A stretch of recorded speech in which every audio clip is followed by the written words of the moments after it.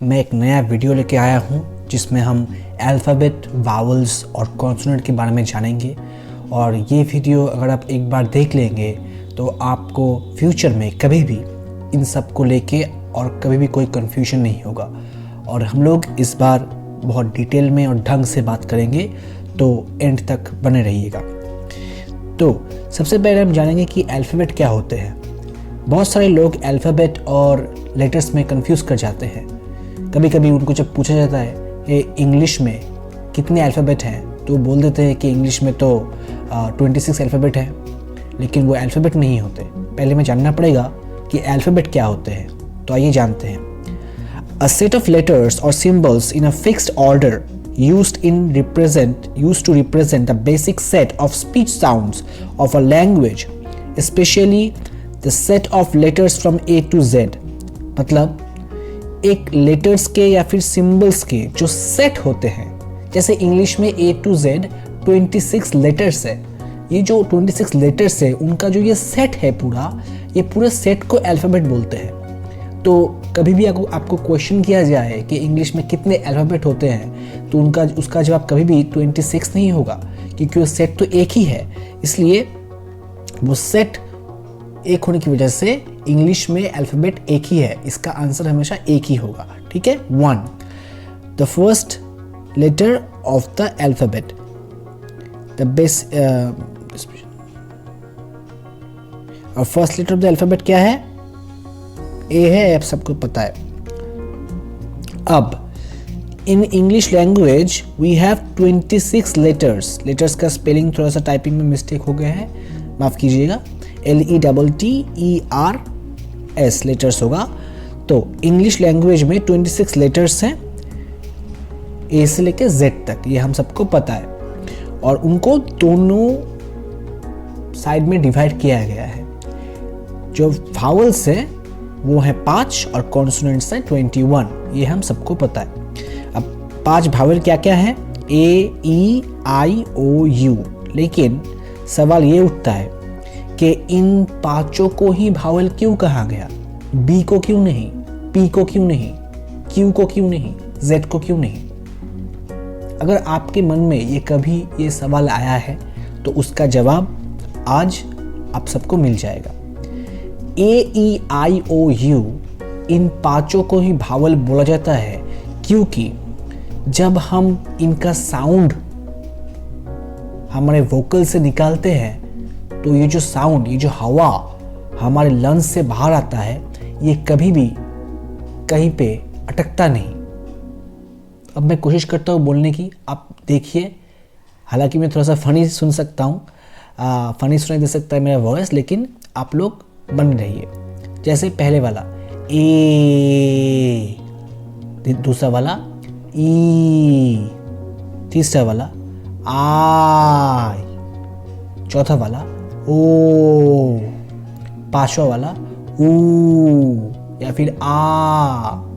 क्योंकि यू का जो प्रोनाउंसिएशन है वो कभी कभी आ की तरह भी होता है।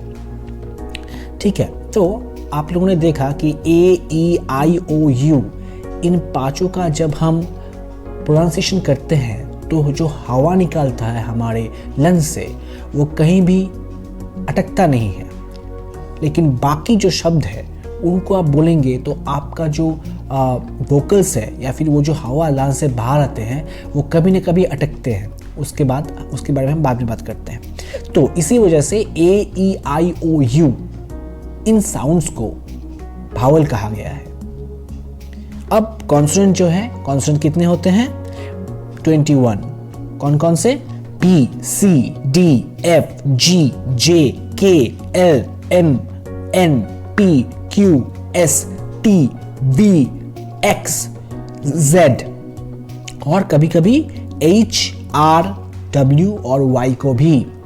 अब H, R, W और Y को क्यों अलग रखा गया है? क्योंकि इनमें सेमी वावल का जो कॉन्सेप्ट है वो आ जाता है। ठीक है। H का इस्तेमाल कभी कभी कॉन्सोनेंट की तरह होता है और कभी कभी वावल की तरह होता है ना। जैसे हॉर्स में ये तो ह सुनाई देता है, कॉन्सोनेंट की तरह है, लेकिन ऑनेस्ट में ये वावल की तरह सुनाई देता है, तो इनमें सेमी वावल का कॉन्सेप्ट जो है वो ऐड हो जाता है, इसलिए इनको सेपरेट करके बोला गया है। अब इनको ही कॉन्सोनेंट क्यों बोला गया, क्योंकि जब आप इनका प्रोनाउंसिएशन करेंगे तो आपके लंग्स से जो हवा आता है वो कहीं ना कहीं अटकता है, उसको ऑब्स्ट्रक्शन होता है। फॉर एग्जाम्पल देखिए, बी, जब आप बी बोलते हैं तब आपके जो दोनों होंठ है वो एक दूसरे के साथ अटक जाते हैं। सी, आपके दांत एक दूसरे से लग जाते हैं और वो जो हवा है वो ऑब्स्ट्रक्शन फील करता है। वैसे ही पी, क्यू, टी, ये जितने भी साउंड आप प्रोनाउंस करेंगे, सबका साउंड हमेशा कहीं ना कहीं अटक के निकलता है, इसीलिए इनको भावल से अलग रखा गया है और इनका नाम दिया गया है कॉन्सोनेंट। और बाकी जो WX, WYH है, इनका कॉन्सेप्ट सेमी वावल में आ जाते हैं। अब ये सेमी वावल क्या है, इसके बारे में हम दूसरे जो वीडियो है उन पे हम चर्चा करेंगे, क्योंकि ये थोड़ा सा ज़्यादा लंबा हो जाएगा वीडियो। और अगर आप अब तक वीडियो देख चुके हैं तो उसके लिए बहुत बहुत धन्यवाद। आशा करता हूँ कि आप कुछ सीखे होंगे मेरे इस छोटे से प्रयास से, और अगर आपको अच्छा लगा तो वीडियो देख के सब्सक्राइब ज़रूर कीजिएगा। आपके एक सब्सक्राइब से मुझे बहुत फ़र्क पड़ता है, इसलिए नहीं कि मैं यहाँ पे पैसा कमाने के लिए बैठा हूँ, बल्कि इसलिए क्योंकि मुझे ज्ञान बांटने में अच्छा लगता है, और आप जब सब्सक्राइब करते हैं तब मुझे मोटिवेशन मिलते हैं।